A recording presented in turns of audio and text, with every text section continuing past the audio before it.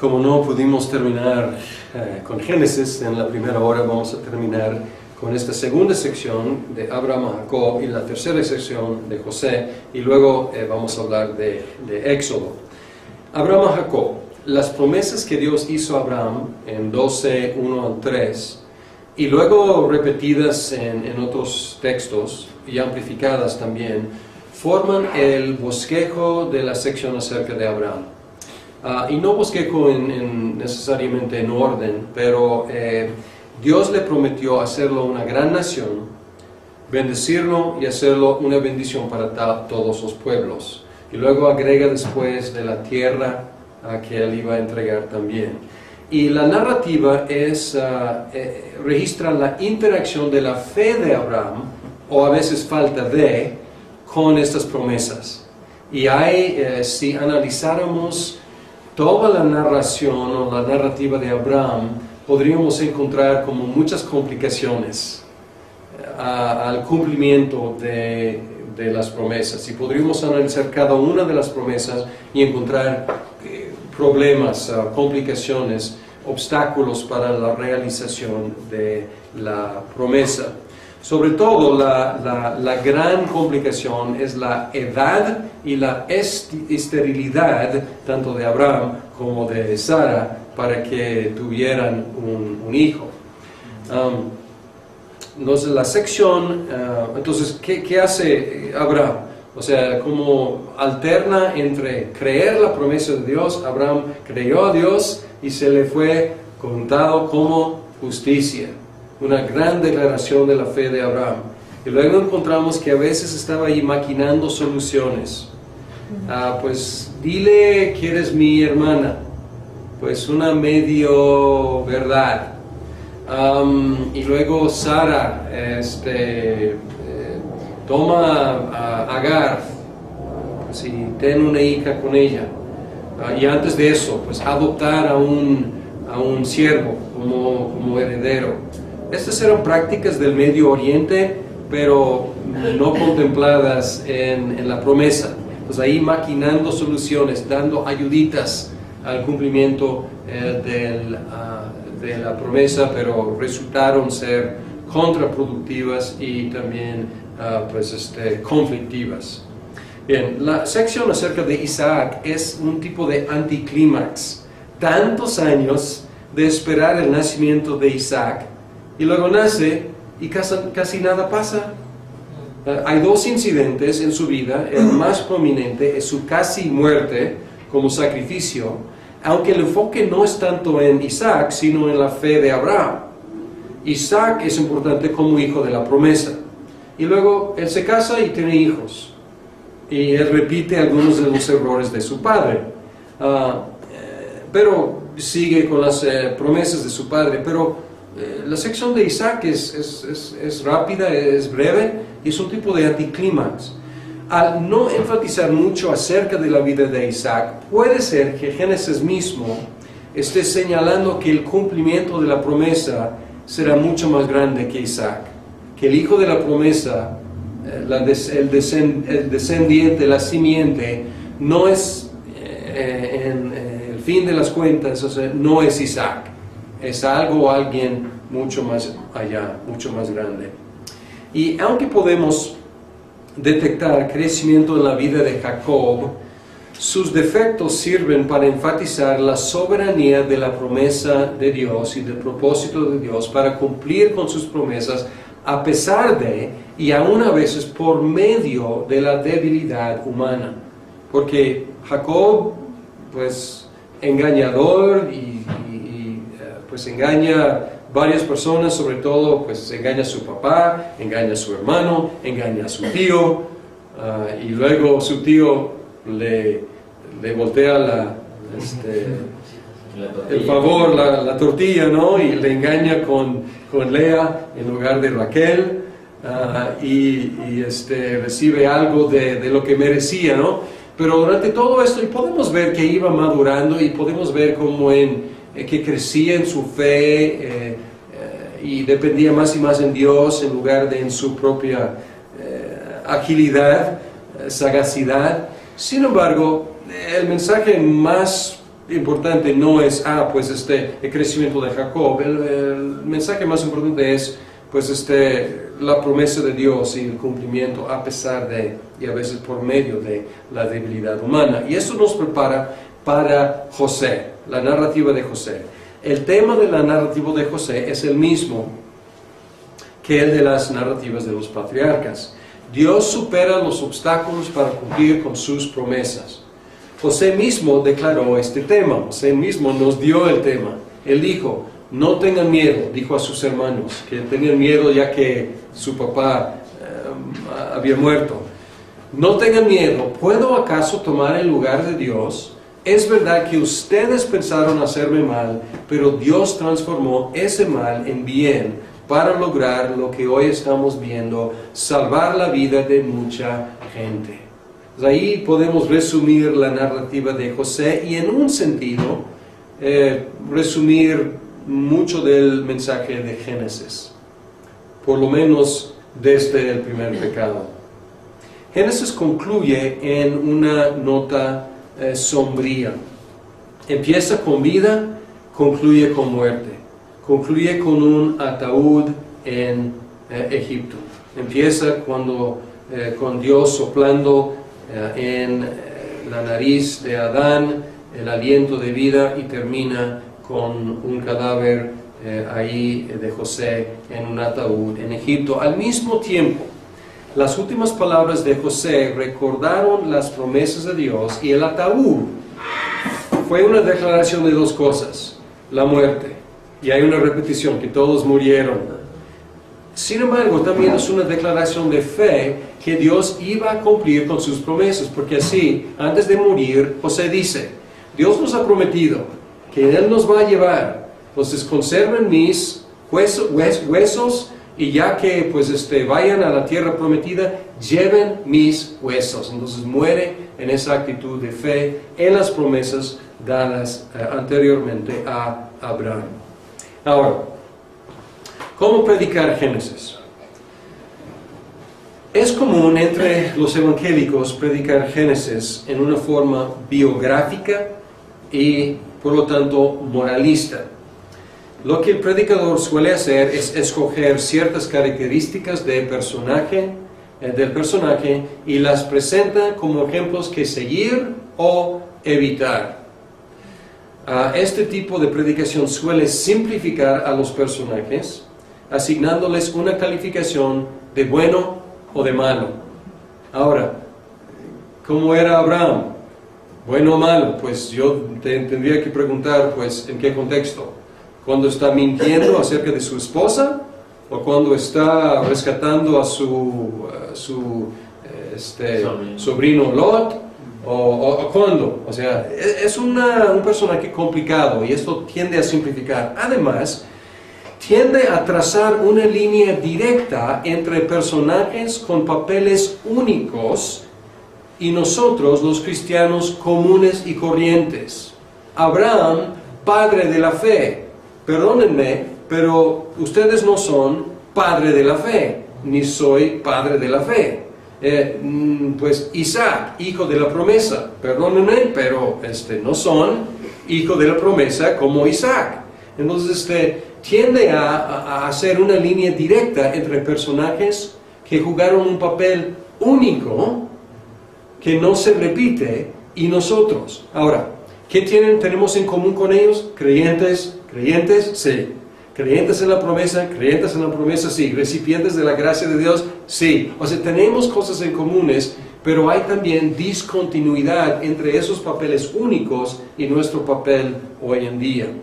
Además, esta forma de predicar suele psicologizarlos, atribuyéndoles pensamientos y motivaciones que están invisibles en el texto. No es necesario, pero lo he escuchado. O sea, tienen que como amplificar un poco el panorama para que nosotros nos identifiquemos más con ellos. Ahora, quiero preguntarles, ustedes leyeron Goldsworthy, la primera sección de Goldsworthy. ¿Qué dijo Goldsworthy acerca de la predicación de los estudios de carácter? ¿Qué encontraron allí?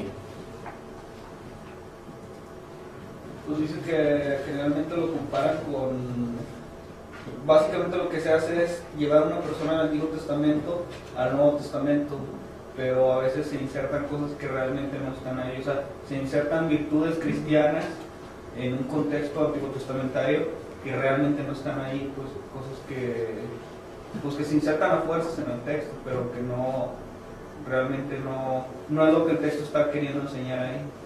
Muy bien. Ok, entonces el peligro es trazar la línea en dos direcciones, ¿no? Es transportar a Abraham a nuestro tiempo, o es tomar virtudes que ya, o sea, cristianas, cuestiones que son actuales ahora, e imputar esas cuestiones a Abraham.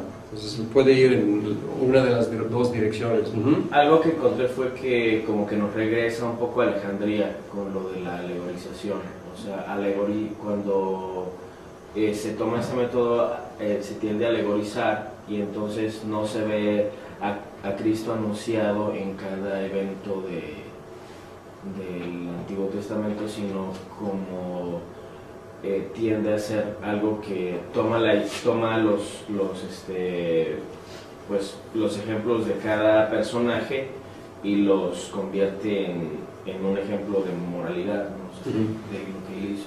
Muy bien, entonces a veces van de la mano alegorización y moralismo, suele pasar, aunque a veces la alegorización es muy cristocéntrica y legítima, pero cristocéntrica, o sea, se enfoca en Cristo, pero ilegítimamente. Pero a veces a veces van de la mano, a veces no van de la mano. A veces alegorización es una cosa y supuestamente predicar biográficamente parece que está tomando muy seriamente el texto, pero lo que está tratando el texto como atemporal y en ese sentido no está tratando el texto seriamente, está extrayendo el texto de su contexto temporal y haciendo aplicaciones directo del texto.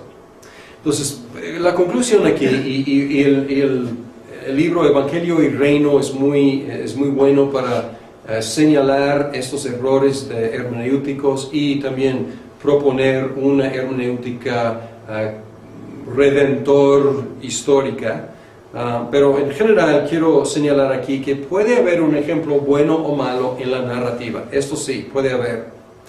Pero hay que ubicarla en el flujo de la historia de la redención, no meramente como una expresión de una verdad moral atemporal. Porque ¿cuál es el mensaje? Ya hemos visto. El mensaje es que Dios cumple sus propósitos a pesar de y a veces por medio de. Entonces, el enfoque, el actor principal en Génesis no es ni José, ni Abraham, ni Isaac, ni Jacob, ni Adán. El actor principal es Dios, que está llevando a cabo sus propósitos. Entonces no hay que perder de vista al actor principal. Bien, ahora vamos a estar hablando de estas cuestiones interpretativas durante todo este curso y todos los cursos en un sentido. A ver. Éxodo. Género. Ya hemos contestado en un sentido el género, porque el género del Pentateuco es historia. Y Éxodo empieza con una vav consecutiva. Entonces empieza con la palabra y, que indica que una conexión con Génesis. Y entonces hay una continuidad. Entonces empieza diciendo y. Al mismo tiempo hay un lapso de tiempo entre Génesis y Éxodo porque ya el pueblo ha crecido mucho. Entonces hay un brinco temporal ahí, pero hay fluidez también entre Génesis y Éxodo. Entonces el género es historia, pero dentro del contexto de esta historia se introducen otros dos géneros, ley y poesía. Y alguien en el descanso me preguntó acerca de un comentario que hice en la primera sección.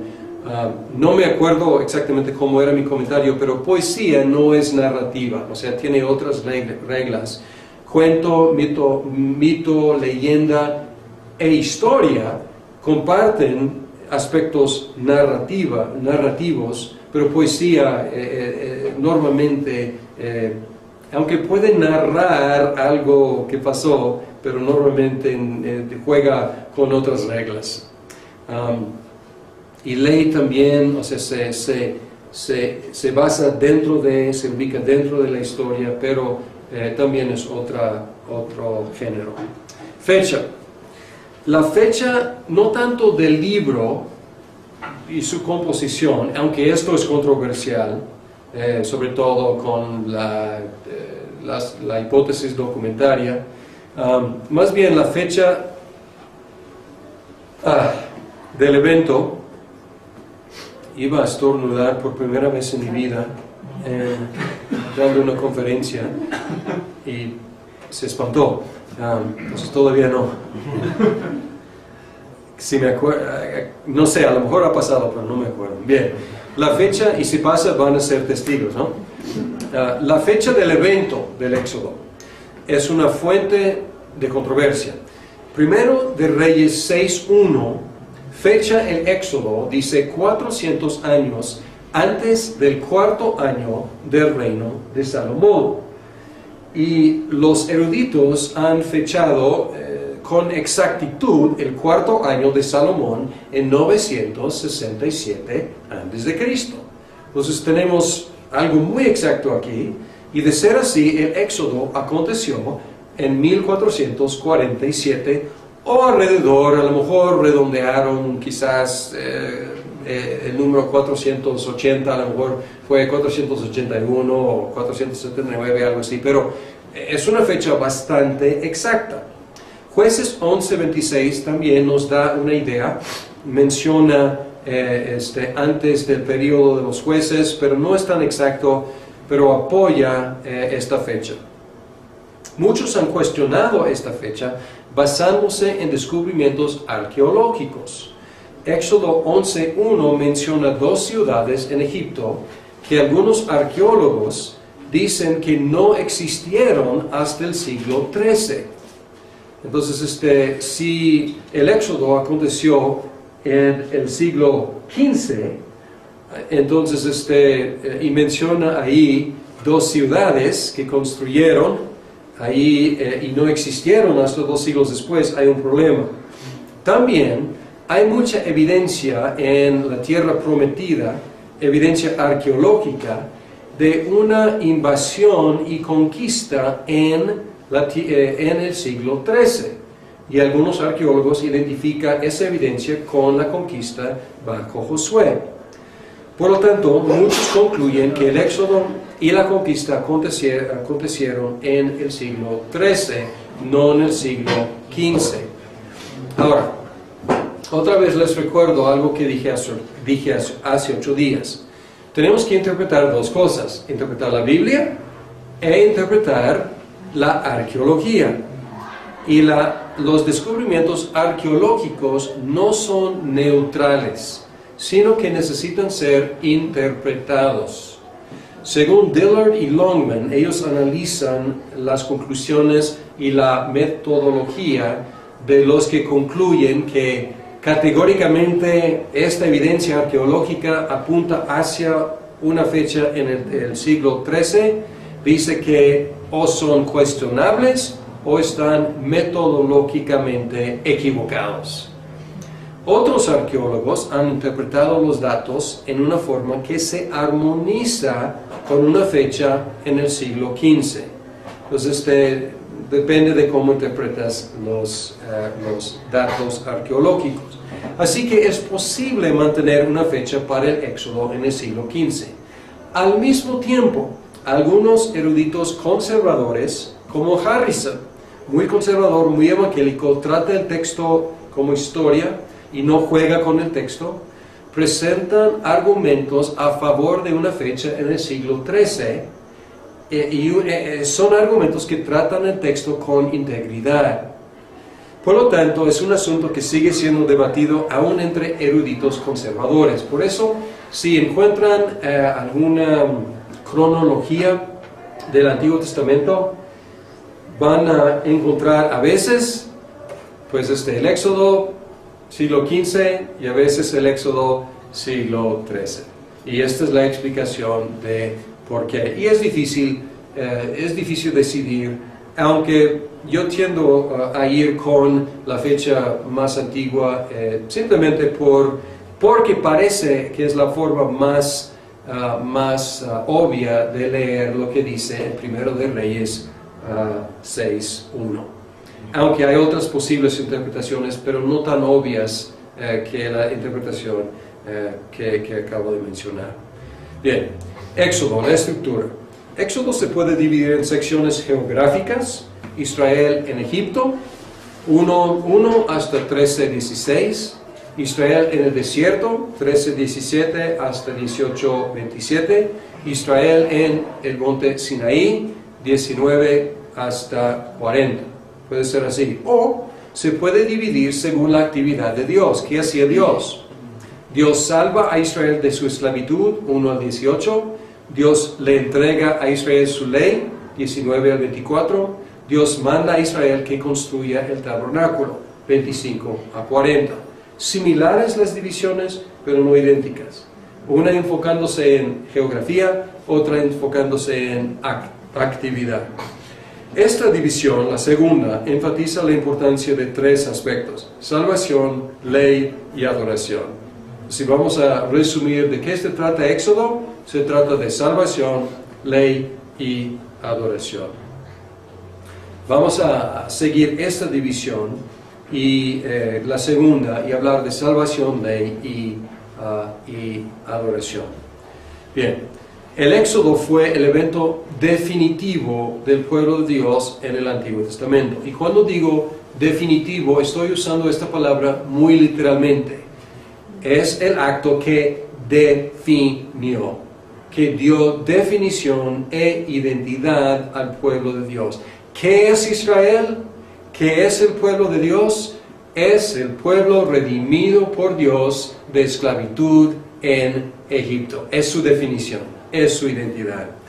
Y al mismo tiempo, esta salvación es una espada de 2 filos, porque salvación para Israel significó juicio para los egipcios. Y esto es obvio desde antes, cuando Moisés empieza y cuando Dios le dice cuál es su misión, pero va aumentando la seguridad de que salvar a Israel tendrá que significar juzgar a Egipto, por la necedad sobre todo del faraón. Durante las 10 plagas se aumentó la severidad de las plagas, cada vez más difíciles, más severas, hasta la última que fue la super severa, la muerte del primogénito. Y también se aumentó la diferencia entre los egipcios y los israelitas. Pues al principio las plagas se aplicaban a toda la tierra, pero luego, después, las plagas solamente se aplicaban más y más a los egipcios. Oscuridad en toda la tierra, salvo donde vivían los israelitas. Y por excelencia, la última plaga se aplicó solamente a los egipcios. En la última parte de esta sección, Israel entró en el desierto, donde se quedó durante el resto del Pentateuco. Pues la mayor parte del Pentateuco, hablando de los libros, abarca tiempo en el desierto. Un tema que se repitió a través del tiempo en el desierto fue la murmuración de los israelitas, a pesar de haber sido sostenidos por el Señor vez tras vez tras vez.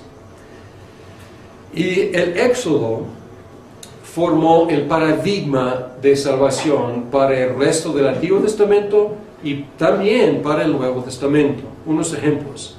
En algunos de los profetas, la restauración después del exilio a Babilonia se presenta como un nuevo éxodo y se invoca imagen de pasar por el desierto de nuevo, porque hay un desierto tanto entre Judea y Egipto como entre Judea y Babilonia. Entonces está como hablando de repetir este evento Entonces este paradigma, salvación es ser salvado de esclavitud y llevado por Dios por medio del desierto.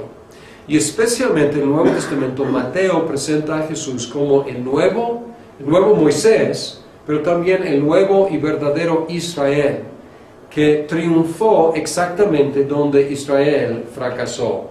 En el curso sobre los evangelios hablamos de este asunto, pero aquí resumo. Jesús subió de Egipto. Solamente en Mateo se menciona que descendieron a Egipto y de Egipto Dios llamó a su Hijo. Fue bautizado en el río, y aquí Pablo hace una referencia, una conexión entre el pasar por el río, más bien el mar Rojo, es un tipo de bautismo. Él hace la conexión, y aquí antes de entrar en el desierto también Jesús pasa por el río en su bautismo. Fue tentado 40 días, que corresponden a los 40 años de ser probados los israelitas en el desierto, y Jesús resistió las tentaciones citando cada vez Deuteronomio, de un discurso de Moisés. Pues aquí muy explícita la conexión. Subió a un monte para promulgar la ley, el sermón del monte, y dar la verdadera interpretación de los 10 mandamientos. Nuevo Moisés, constituyendo un nuevo Israel, el verdadero Israel. Hebreos coloca a los cristianos entre la esclavitud y el descanso. Entonces aquí, en otro sentido, está invocando la imagen de la salvación del Éxodo para ubicarnos a nosotros. Hemos salido de la esclavitud, pero no hemos entrado todavía en el descanso final.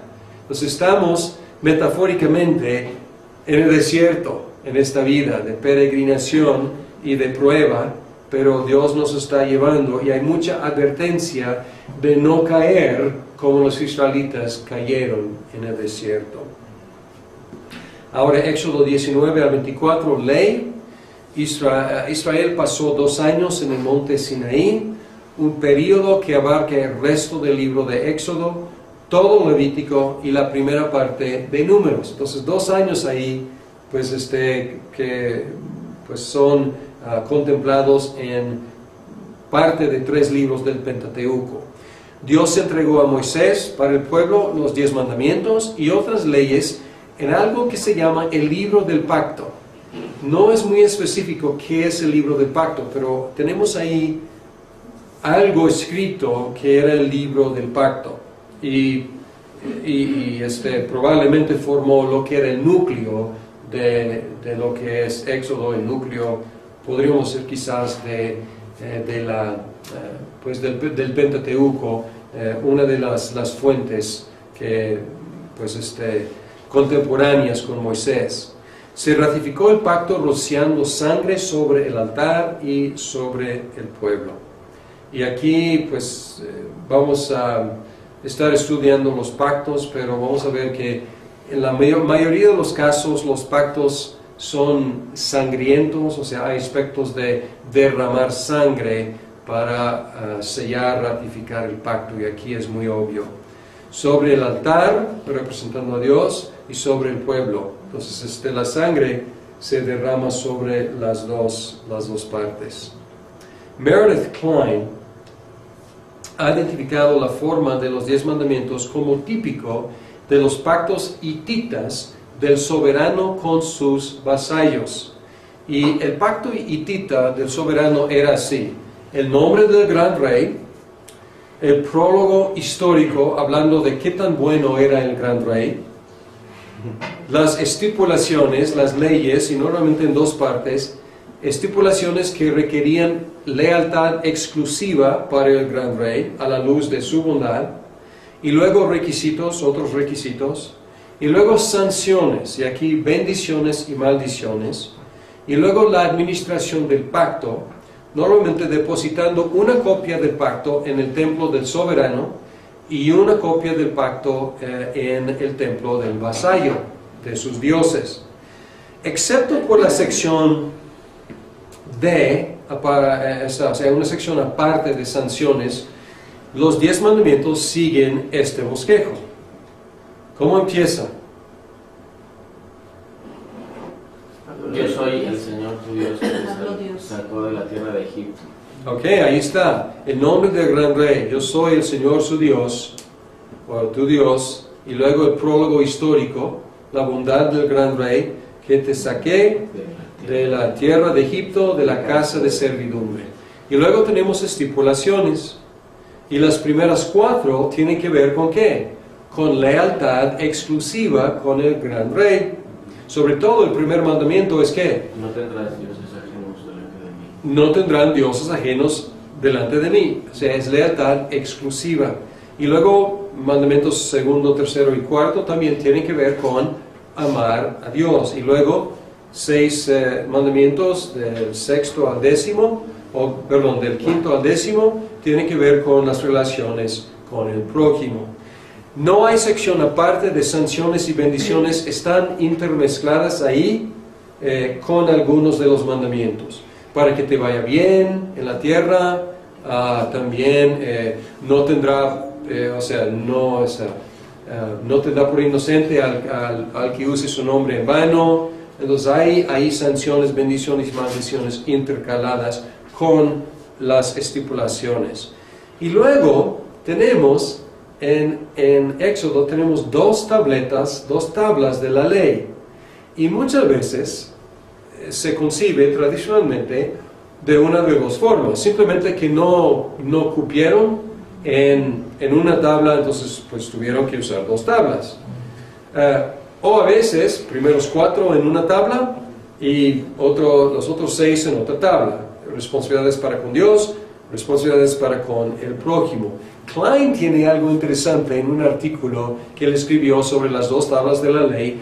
Él dice que las 2 tablas de la ley eran 2 copias idénticas de los 10 mandamientos, porque era la costumbre de los pactos hititas y estaban pues tomando prestado un formato como compramos cuando queremos rentar o comprar. O sea, muchas veces vamos a la papelería y compramos un formato y llenamos con detalles de compra-venta o de lo que sea. Entonces Klein dice que estaba copiando un formato conocido y él dice que eran copias idénticas y una copia se depositó en el templo del soberano y otra copia en el templo del vasallo. Pero como es el mismo templo del vasallo y del soberano, las dos tablas se depositaron juntas en el templo de Dios. No podemos comprobarlo, pero es bastante interesante la idea.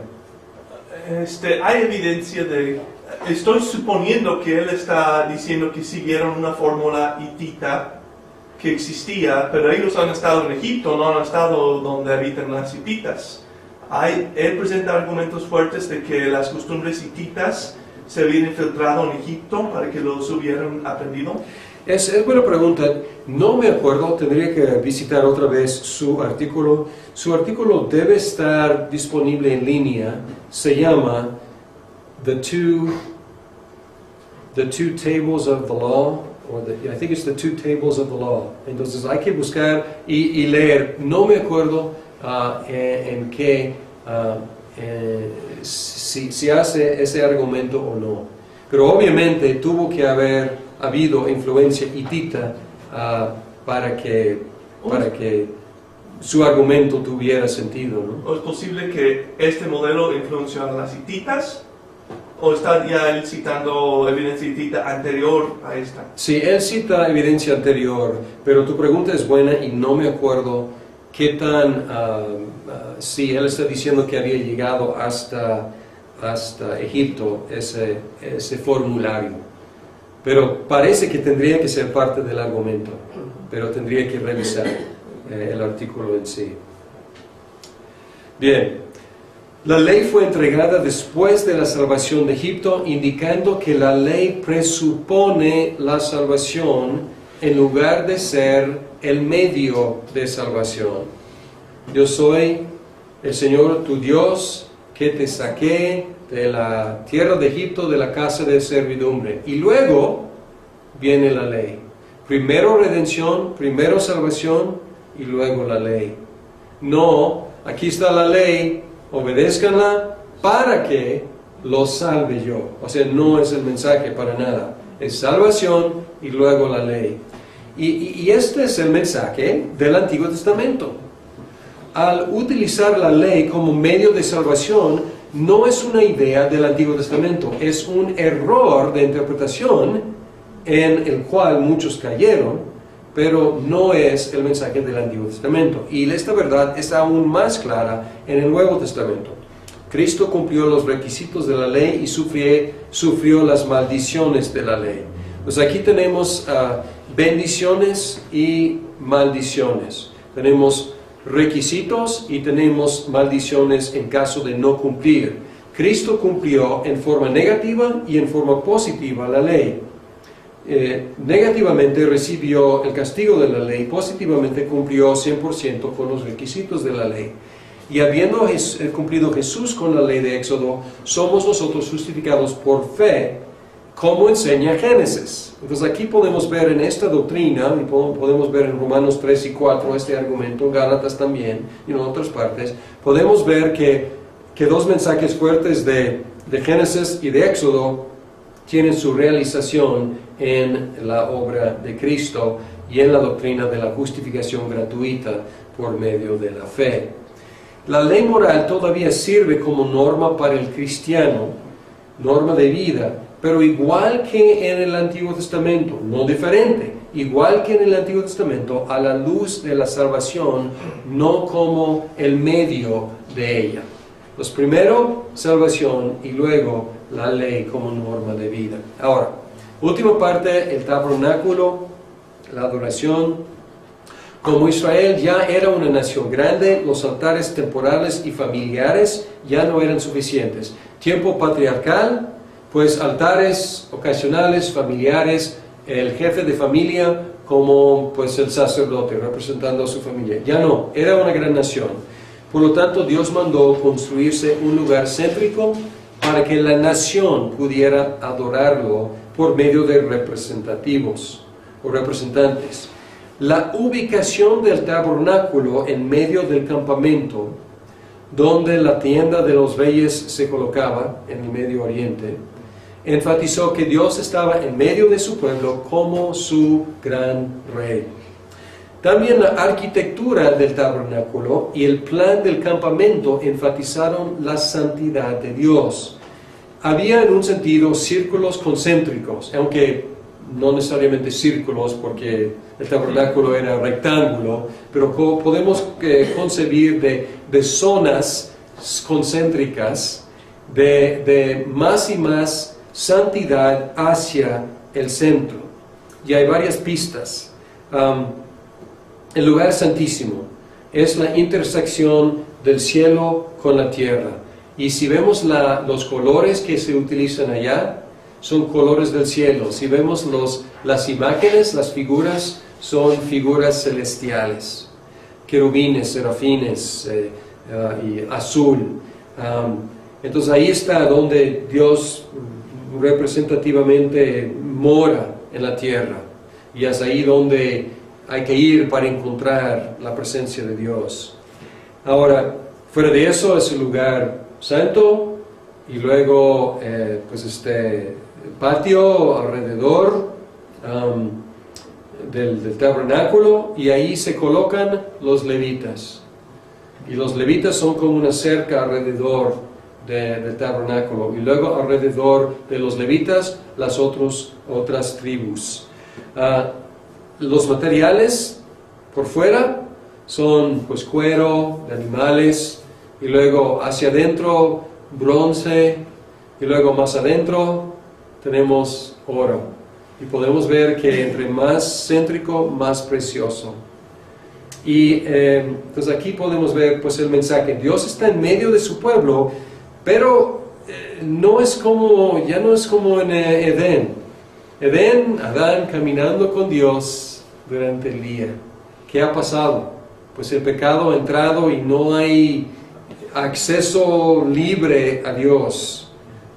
Hay barreras. Y el acceso entre más céntrico, más limitado, pues las tribus pueden estar en el campamento, los gentiles están por fuera, las tribus pueden estar en el campamento, los levitas pueden estar alrededor del tabernáculo, algunos pueden ministrar, los sacerdotes pueden ministrar dentro del lugar santo, y el sumo sacerdote, puede entrar en el lugar santísimo. Entonces, acceso limitado, por protección más que nada de los pecadores. Y ¿qué pasó con el tabernáculo? Ya que el pueblo se arraigó en la tierra prometida, el tabernáculo portátil desapareció a favor de un templo fijo para un pueblo arraigado, ya no nómada. Sin embargo, todas las moradas de Dios en el Antiguo Testamento eran temporales, porque Dios hizo su tabernáculo entre nosotros definitivamente como uno de nosotros. Y dice que en Juan 1:14, dice que el Verbo se hizo carne y habitó, hizo su tabernáculo entre nosotros y vimos su gloria. También Dios constituyó a la iglesia en su morada especial por medio de su Espíritu. Y algún día Dios va a, esa intersección que vimos entre cielo y tierra, Dios va a fusionar cielo y tierra en la nueva Jerusalén, donde dice que no hay templo. ¿Por qué? Porque Dios mismo es el templo. Igual como en el caso de Edén, que Dios ahí es el templo, y todo Edén era el templo, y así será, cielos nuevos, tierra nueva, todo será la habitación del Señor, y todas las naciones andarán en su luz. Para un diagrama pueden consultar Goldsworthy, página 120, él resume el concepto del lugar de Dios a través de todo el Antiguo Testamento, que tiene su consumación en el Nuevo Testamento, en Cristo, en la iglesia y eventualmente en la tierra nueva y los cielos nuevos. Por la tortilla, ¿no? Y le engaña con Lea en lugar de Raquel, y recibe algo de lo que merecía, ¿no?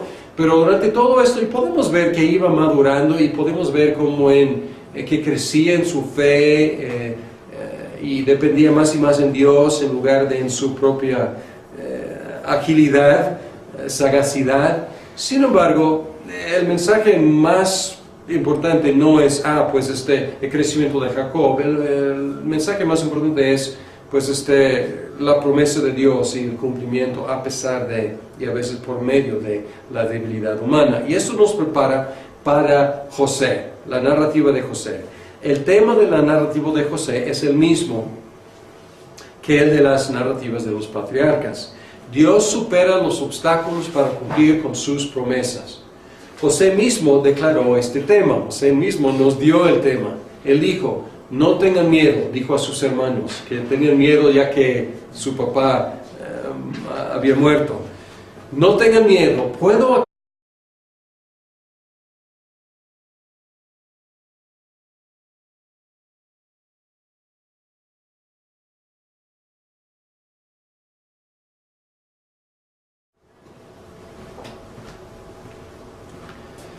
Como no pudimos terminar con Génesis en la primera hora, vamos a terminar con esta segunda sección de Abraham a Jacob y la tercera sección de José, y luego vamos a hablar de Éxodo.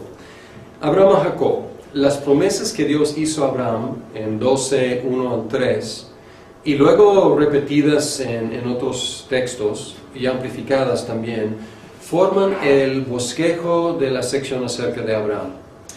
Y no bosquejo necesariamente en orden, pero Dios le prometió hacerlo una gran nación, bendecirlo y hacerlo una bendición para todos los pueblos. Y luego agrega después de la tierra que él iba a entregar también.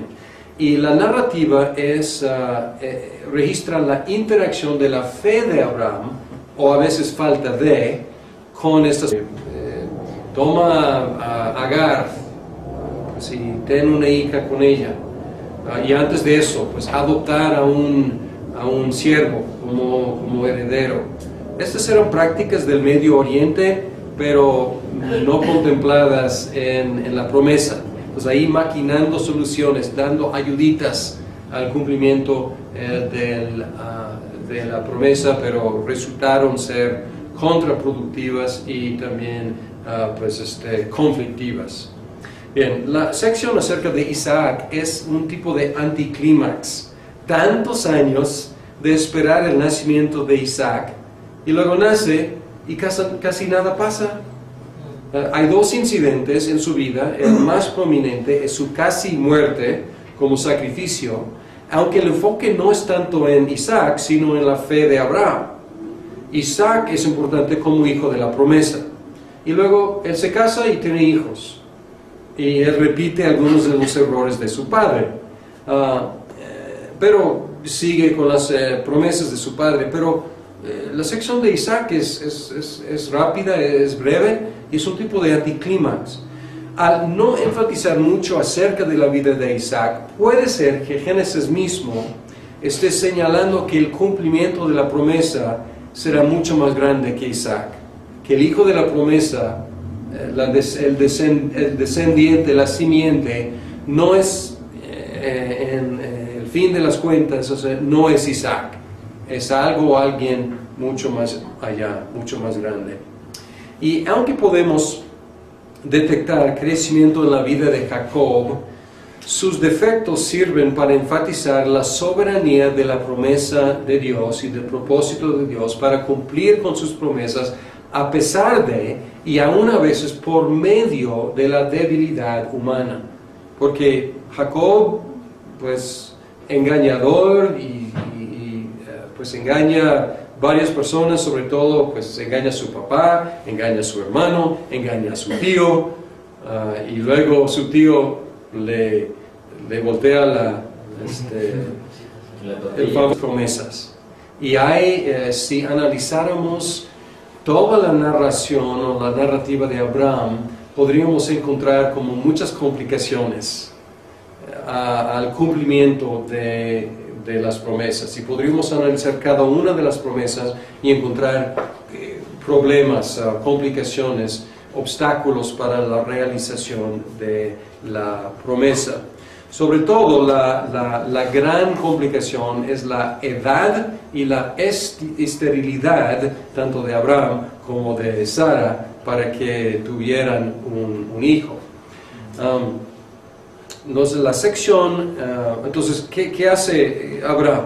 O sea, como alterna entre creer la promesa de Dios. Abraham creyó a Dios y se le fue contado como justicia. Una gran declaración de la fe de Abraham. Y luego encontramos que a veces estaba ahí maquinando soluciones. Pues dile que eres mi hermana. Pues una medio verdad. Y luego Sara